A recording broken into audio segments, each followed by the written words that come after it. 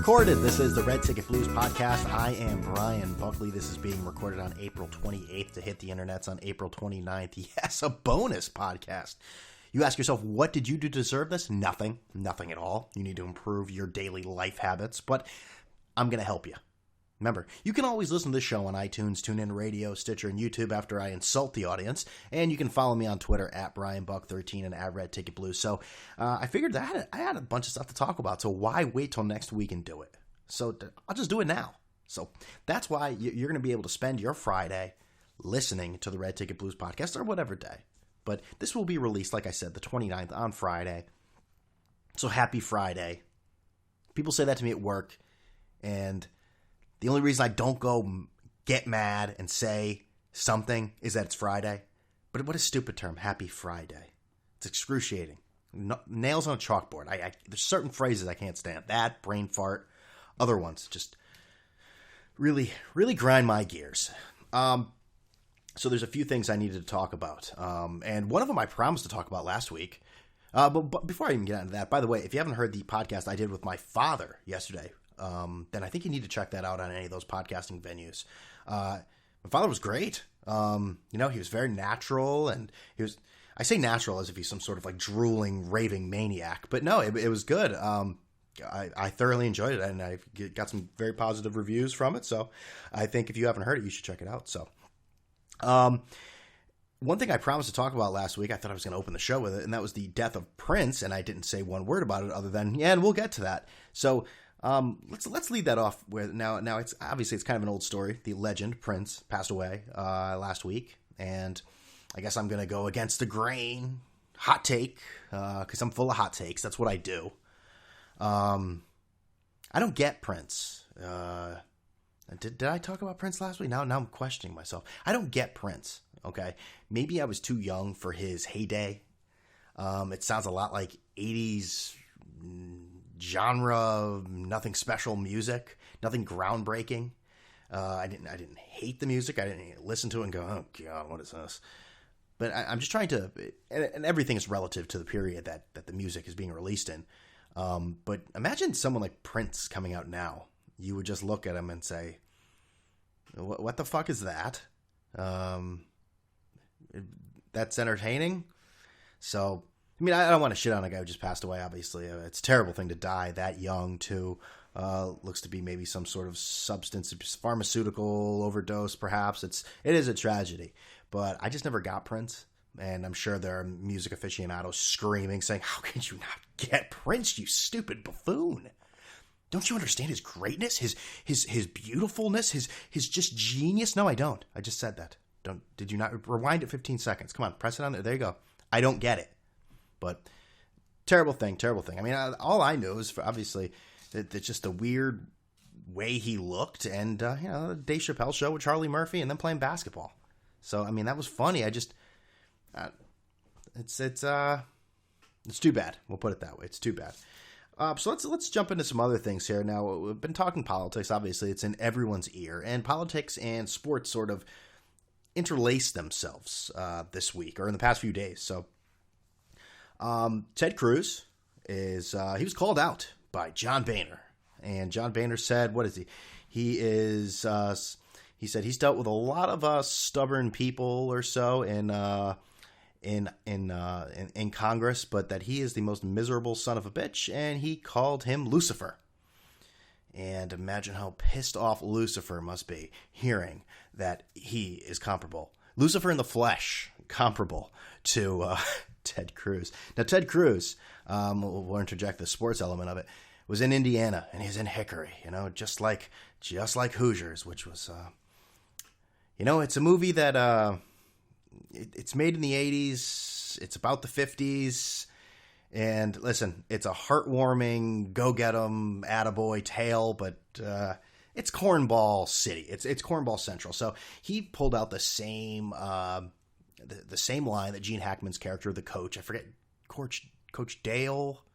Shit, I forget his name. Anyways, but he wanted to compare to tell his team that, hey, don't be intimidated by this enormous championship place that they're in Indianapolis. The rim is the same. It's the same height. The rim itself is the same height as the gym back in Hickory. So what he was saying was, well, you get the point. It's the same there in that gym as is in New York City and everywhere else, and the Ted Cruz's message is great, and he's not the Zodiac Killer. Or he is, or maybe. But he called it the basketball ring. And, well, we've all heard it, but here it is again. 10 feet!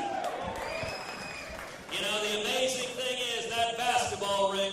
And the look from the young lady right behind him as he says ring, it's a look of just sheer shock and disgust. And it has nothing to do with Ted Cruz's appearance, but it has to do with what he just said that he called. How can you be that out? I've talked about this. How can you be out of your element? This is politicians trying to be normal. And this wasn't even trying to be normal. It wasn't like he was actually doing things. He could not say what a basketball rim was. He couldn't pronounce what that object was in the game of basketball. That goes beyond trying to be normal, to be civilian like the rest of us. Poor job by a guy. Boy, Christ, he couldn't even get any votes the other night. Jeez, at least Kasich got 5 delegates, but Ted Cruz did not. Yeah, at least they have one thing in common. You know, if you see that picture, it was a few months ago, actually. Ted Cruz trying to kiss his wife as his wife sort of backed away, and it almost looked phony. It was very awkward. Just an awkward kiss for everyone that viewed it and must have been around it. It must have been terrible. The only kiss I could think that is just as awkward would be the kiss from Gene Hackman to his love interest in Hoosiers, which I think, who did I mention? I think it might have been Richard Sandomir, that it was one of the most uncomfortable cinematic moments in box office history. It was just, no one wants to see Gene Hackman making out with anyone, do they? If you are, you're a sick son of a bitch. But we're staying in the state of Indiana. I mean, Bobby Knight has come out in full endorsement. He's not there for political purposes. He's there for the man that's the best prepared in the history of this country to be the president of the United States, and that's Donald Trump. If Bobby Knight's behind it, then, I mean, if he's fully endorsing Trump, then what else do you need? This is the guy who threw a chair on the field. I sound like Cruz now. It threw it on the playing field. No, threw a chair on the court. Used a bullwhip in a press conference and shit on toilet paper, and then showed his players and said, "That's what you're playing like." I'm just kidding and all this. I mean, listen, he has a right to endorse anyone he wants, and I'm just joking. But just Bobby Knight. I mean, hey, if that works in the state of Indiana, then Trump knows what he's doing. So. The other thing I wanted to get to, I guess, I'm not even going to get in the NFL draft. I know that's going on as we speak. I'm not going to have any hot takes regarding that. I saw Ezekiel Elliott in some ridiculous mid-drift suit. I guess this is the part of the podcast where I'd rip him and say how silly he is. But you know what? Good for him. Because by the time you hear this, he will have been drafted. He will soon be signing a contract, and he will soon be a millionaire. So I'll tell you, if I was in their position, I would be wearing the most outrageous outfit you could possibly imagine. Yes, because I'm that vain and I need that much attention at all times. So that there's no doubt that I would be just dressing ridiculous. Maybe even a little A-Rod-like and be like, oh, what? Come on, guys. What? Me? Who? You're looking at me? What did I do? What did I do wrong? This little thing? Oh. But congratulations. Congratulations to all those men that are about to be millionaires. Speaking of millionaires, Skip Bayless left ESPN. There are a few departures from ESPN this week, and we'll get to that. Skip Bayless left ESPN this week, and when it first came out, you should see all of Twitter. All of Twitter, so happy, yeah, he's leaving. And I think that's a larger part of what it actually means for Skip Bayless. And what I mean by that is, in a certain way, if he's not at ESPN, does he exist? But here's the thing. That's not what those people were originally saying. They were saying, he's gone. Thank God he's gone. Well, he didn't just leave money on the table from his fake show that gets great ratings and he gets a ton of money. He's going to Fox Sports. I don't think that's actually confirmed, but his last day is after the NBA Finals, and he is reportedly going to Fox Sports to join other former ESPNers, Colin Cowherd, and I guess Jason Whitlock. He was an ESPNer. He's just said jettisoned back and forth so many times. Now, here's the thing with Skip Bayless. You may hate him, you may love him, but he generates big ratings for ESPN. Now, the reports are that he's going to be getting $5 million to do something at Fox Sports. And many people said, well, what is Skip Bayless's brand after he leaves? I mean, I saw lots of people saying, including the great Simon Yonkers, friend of the podcast. I mean, what is he after he leaves ESPN. Let's talk about what is Colin Cowherd. Now, some of you may say, I listen to Colin Cowherd every day. He's still the best. He's still great. He's still intriguing. He insightfully brings something to the table, and maybe he does. But guess what? I don't hear anyone talking about Colin Cowherd anymore. He is not the same as it was in ESPN because ESPN is the top dog. Now, I understand things have changed. Viewership is down. People are cutting the cord. And their highest rated show, it's either SportsCenter or First Take. SportsCenter it's almost antiquated at this point. I mean, who sits down and goes, shit, I gotta watch SportsCenter? No, you don't. You go to the internet. You go to Twitter. You get clips. I mean, with Vine, you get clips of a play, 25 seconds after it happened? Why am I going to go to SportsCenter and wait to hear that shit? You're not.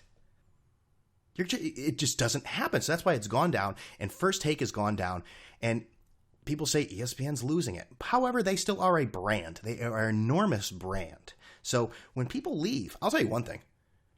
It's not like I watch SportsCenter or watch a ton of ESPN programming, but I watch some ESPN programming. You know why? Because I know where it is on the dial. The dial. What the fuck is a dial? On the box. On the guide. I don't even know where Fox FS1 is. Fox Sports 1. I have no idea where it is, honestly. And the only time I'm ever looking for it is those odd days that the Yankees are playing on Fox Sports 1. That's the only time I ever go there. It seems like with every cable provider I've ever had, ESPN is in that beginning conglomerate of sports. FS1, who the hell knows where it is? Now, is there more to that? Yes. The programming in ESPN is what you've grown up on, what you've watched. Fox Sports 1 is new, and it's not as good. So what will Skip Bayless be? I don't know. I mean, people don't talk about Colin Cowherd anymore. That's my opinion. Jason Whitlock. Now, Jason is a little different because he comes more from the journalistic background. I mean, the Casey Star and things like that.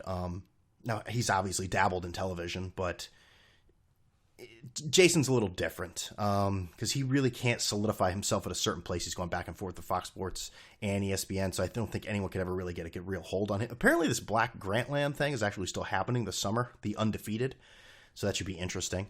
Whitlock is a very interesting character. Some days I hate him, some days I love him, and I think that's the way he wants it to be. So, Skip Bayless and his First Take opinions. Well, what will happen with Stephen A. Smith? He's already getting under the skin of Jake Arrieta, I saw this week. But, again, it's that sort of stuff that I think Stephen A. Smith long ago gave up his integrity to generate buzz. I mean, guy used to be a good writer for the Philadelphia Inquirer. But, I don't know. It's people give that up. We're in a different world now, a different sports media world where hot takes and buzz is a lot more important than quality journalistic, just pieces of substance. Speaking of hot takes and guys that just, well, not even hot takes, but guys that just can't keep their mouth shut, and that's Curt Schilling, the other departed from ESPN this week. And it was after, I think it was about his 750th chance by ESPN. And this one was regarding the transgender bathroom laws in North Carolina, which I still don't understand. Was there something happened that it was reactionary that they had to do it this way? That's a whole weird issue with the bathroom stuff. I almost feel like if there's a transgender bathroom, that's more discriminatory than anything. But whatever. That's a story for another day. But Schilling posted some sort of a meme that said, if you don't love this and respect this, and then you are a disgusting bigot, and you deserve to just rot in hell or something like that. Something like that. And it was a picture of like this just disgusting man. With dressed like a woman. I say disgusting, and maybe I sound offensive saying that, but it was a not a pretty picture. It was like Dusty Rhodes, former wrestler. God's rest his soul. Big up to Dusty, and with lots of makeup or Dee Snider bloated. It just wasn't an attractive person, regardless of which gender they want to identify as. And crack that ankle. Schilling. It's okay. This is America. You can feel whatever way you want, but you got to shut up. You represent your employers in certain ways. So he has been booted from there. And he was on WEEI today. And, he talked about, he sort of, I guess he gave some sort of interview with Brett Bard on Sirius XM radio the other day that hasn't been heard yet, but saying something that, some of the most racist people in the world work at ESPN, and I think there's another one that Hillary belongs in federal maximum prison. So once we hear the whole thing, that should be good. But he says that he is going to be working very soon. Very, very soon. And they asked him, well, how soon is that? He said, about 2 weeks. And the WEI guys, Dennis and Callahan and Gary Tangway was in for Kirk Minahan. And they were, well, I think it was Callahan was saying, I bet you it's Sirius XM that he's going to. He wants to do something of the, the political sports. He wants his own show. He wants to sort of make it a hodgepodge of sports and politics so that, he can tell everyone his unfiltered opinion. Now we're really going to miss him he's already been removed from Sunday Night Baseball. Now the only thing I found offensive about Curt Schilling was the fact that he always had to hold a baseball as if they were going to have him go into the game. That's just as ridiculous as grown men bringing gloves to the game. You're not going to be invited to play. We don't need the props. Put it away.